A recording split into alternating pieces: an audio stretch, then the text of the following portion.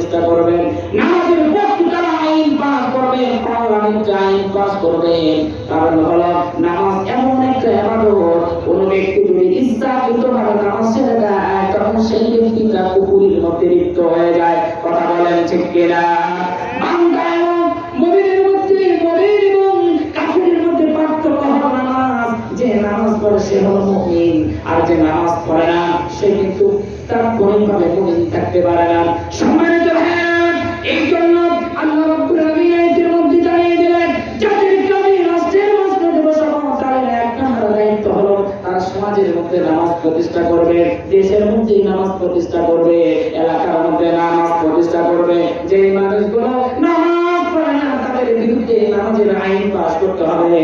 তারা যেখানে থাকুক না কেন সেখান থেকে মুয়াজ্জিন সাহেব যখন মসজিদে আযান দিবে, হাইয়া আলাস সালাত, হাইয়া আলাল ফালাহ, নামাজের দিকে আসো, কল্যাণের দিকে আসো, এমন ভাবে যখন মসজিদ থেকে আযান দিবে সঙ্গে সঙ্গে যারা মানুষগুলো মসজিদের দিকে ধাবিত হয়ে যায়। বলেন সুবহানাল্লাহ। দুই নম্বর দায়িত্ব হলো তারা যাকাত করার ব্যবস্থা করবে, যাকাত ভিত্তিক রাষ্ট্র পরিচালনা করবে। সমাজে যে মানুষগুলো ধনী আছে তাদের নিকট থেকে যাকাতের টাকাগুলো নেবে, এবং সমাজের যে মানুষগুলো দরিদ্র, যে মানুষগুলো মিসকিন, যে মানুষগুলো ফকির, যে মানুষগুলো অসহায় অবস্থায় জীবন পরিচালনা করে, ধনীদের নিকট থেকে টাকা পয়সাগুলো নিয়ে ধনী এই দরিদ্র মানুষের মধ্যে বিতরণ করবে। আর এটা যদি বিতরণ করা যায় সঠিকভাবে, বাংলাদেশে একটা মানুষও গরিব থাকবে না। কথা বলেন ঠিক কিনা? আল্লাহ রাব্বুল আলামিনের পুরো 3 নম্বর দায়িত্ব দিলেন, যারা রাষ্ট্রের মসজিদে বসবে, যারা ক্ষমতার মসজিদে বসবে, তাদের 3 নম্বর দায়িত্ব হলো তারা সৎ কাজের আদেশ করবে। আর 4 নম্বর বৈশিষ্ট্য হলো তারা অসৎ কাজে বাধা প্রদান করবে। সম্মানিত ভাইরা, এই জন্য হযরত ওমর রাদিয়াল্লাহু তাআলা আনহু আমিরুল মুমিনিন আবু বকর রাদিয়াল্লাহু তাআলা আনহুকে বললেন, আমিরুল মুমিনিন, যে একটা রিপোর্ট আমরা পেয়েছি তার মধ্যে 2 নম্বর কারণ হলো এই মানুষগুলো জীবন বিধান হিসাবে কোরআনুল কারীমকে তারা বেছে নিয়েছে। আর কোরআনুল কারীমকে বেছে নেওয়ার কারণে আজ 1 বছর অতিবাহিত হয়ে গেল, একটা মানুষ আজ পর্যন্ত আমার কাছে কোনো বিচার নিয়ে আসেনি, কোনো অভিযোগ নিয়ে আসেনি। বলেন সুবহানাল্লাহ।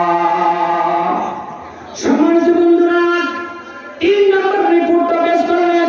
খারাপ লাগছে আপনাদের? অল্পের মধ্যে বিতরণটা আসবে।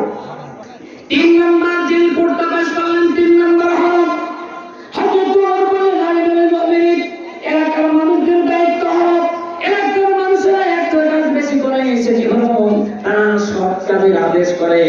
আর 4 নম্বর হলো অসৎ কাজে তারা বাধা প্রদান করে। যে মানুষগুলো অসৎ কাজ করে সেই মানুষগুলোকে বাধা দেয়, তারা সবসময় সেই মানুষগুলোকে বাধা দেওয়ার চিন্তা ভাবনা করে, যাতে সমাজের মধ্যে রাহাজানি না হয়, সমাজের মধ্যে যেন অশ্লীলতা বেহায়ামূলক কাজ না হয়, সেখানে তারা বাধা প্রদান করে। আর আল্লাহ রাব্বুল আলামিন এই জন্যই তো কোরআনুল কারীমের মধ্যে জানিয়ে দিলেন, কুনতুম খায়রা উম্মাতিন উখরিজাত লিন-নাস তা'মুরুনা বিল মা'রুফ ওয়া তানহাউনা 'আনিল মুনকার ওয়া তু'মিনুনা বিল্লাহ। সুবহানাল্লাহু আকবার। আল্লাহ রাব্বুল আলামিন সূরা ইমরানের মধ্যে জানিয়ে দিলেন, তোমরা সর্বশ্রেষ্ঠ জাতি, মানব জাতির কল্যাণের জন্য তোমাদের আবির্ভাব হয়েছে। তোমাদের দায়িত্ব হলো, তোমাদের কর্তব্য হলো, আর তোমরা মানুষদেরকে সৎ কাজের আদেশ করবে আর অসৎ কাজের বাধা প্রদান করবে। আজকে আমরা যারা নিজেদেরকে মুসলমান দাবি করি, আমরা তো সৃষ্টির সেরা জীব, আমরা হলাম আশরাফুল মাখলুকাত। শুধু আশরাফুল মাখলুকাতই নয়, বরং সর্বশ্রেষ্ঠ নবী মুহাম্মদুর রাসূলুল্লাহ উম্মত। কথা বলেন ঠিক কিনা? তবে এই দায়িত্ব আমাদের পালন করা দরকার আছে না? আর যারা বলেন আছে না, সৎ কাজের আদেশ, অসৎ কাজের বাধা, এটা আমাদের সকলের উপর করা ফরজ। কথা বলেন ঠিক কিনা? নামাজ পড়া যেমন ফরজ, রোজা রাখা যেমন ফরজ, যাকাত দেওয়া যেমন ফরজ, ওয়াজ করা যেমন ফরজ, সৎ কাজের আদেশ করা যেমনই ফরজ, অসৎ কাজে বাধা প্রদান করা তেমনই ফরজ। কথা বলেন ঠিক কিনা? এটা আমাদের কর্তব্য। হযরত ওমর বলেন, আমিরুল মুমিনিন, যে রিপোর্টগুলো আপনার কাছে পেশ করছি নম্বর পয়েন্ট হচ্ছে এই এলাকার মানুষেরা তারা একজন আরেকজনকে সৎ কাজের উপদেশ দেয়, আর 4 নম্বর হচ্ছে তারা অসৎ কাজে বাধা প্রদান করে। এই কাজটা আমাদের করার দরকার আছে না? কথা বলেন আছে না? একজন মুমিন আরেকজন মুমিনকে সৎ কাজের আদেশ দেবে। কথা বলেন কোন কাজের আদেশ দেবে? আল্লাহ রাব্বুল আলামিন সূরা তাওবার মধ্যে আলোচনা করেছেন, ওয়াল মুমিনুনা ওয়াল মুমিনাতু বা'দুহুম আউলিয়াউ বা'দ يأمرون بالمعروف وينهون عن المنكر ويقيمون الصلاة ويؤتون الزكاة ويطيعون الله ورسوله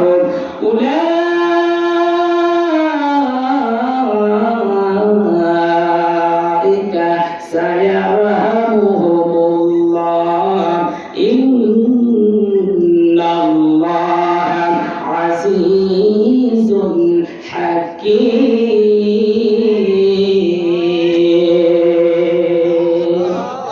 আল্লাহ রাব্বুল আলামিন মুমিন পুরুষ আর মুমিন নারীরা একজন হলে আরেকজনের অভিভাবক, আরেকজনের বন্ধু। বলেন সুবহানাল্লাহ।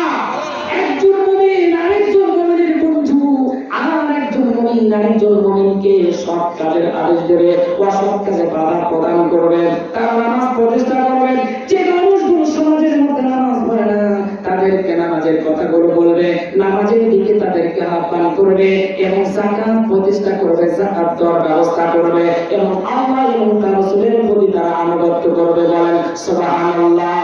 সম্মানিত ভাইয়েরা আমার, আজকে যদি আমরা একজন আরেকজনকে যদি হকের উপদেশ দেই, একজন আরেকজনকে যদি সত্যের উপদেশ দেই, ভালো ভালো কাজের যদি উপদেশ দেই, যদি সৎ কাজের যদি আদেশ করে, ভাই তুমি যে কাজটা করতেছো কাজটা ভালো না, ভালো করে যদি বুঝিয়ে বলে, তাহলে এই মানুষটা ভালো কাজের দিকে আহ্বান করবে।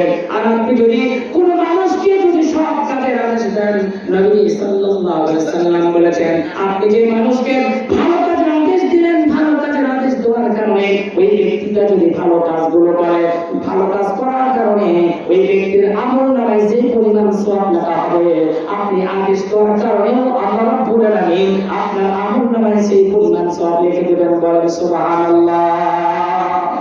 তাহলে উপকার আছে না নাই? বলেন উপকার আছে না নাই?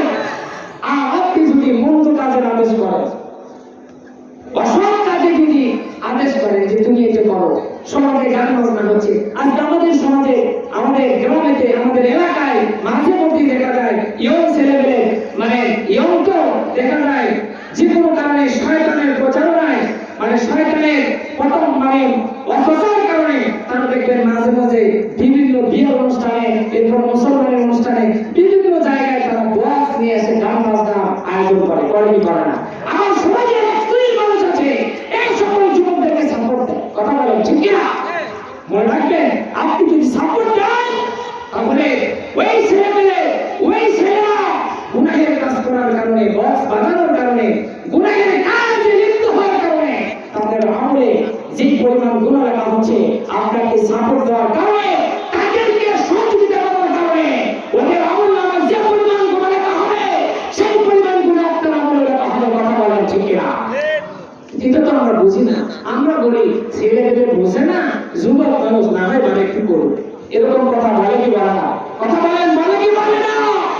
কিন্তু হযরত ওমর যে রিপোর্টটা পেশ করেছে, সেই রিপোর্টের মধ্যে 3 নম্বর পয়েন্ট ছিল সৎ কাজের আদেশ।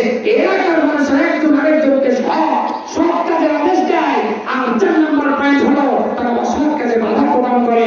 যার কারণে আমিরুল মুমিনিন আজকে আমি 1 বছর হলে এই প্রধান বিচারপতির পদে বসে আছি, কিন্তু একটা মানুষ এখন পর্যন্ত আমার কাছে কোনো অভিযোগ নিয়ে আসেনি। বলেন সুবহানাল্লাহ।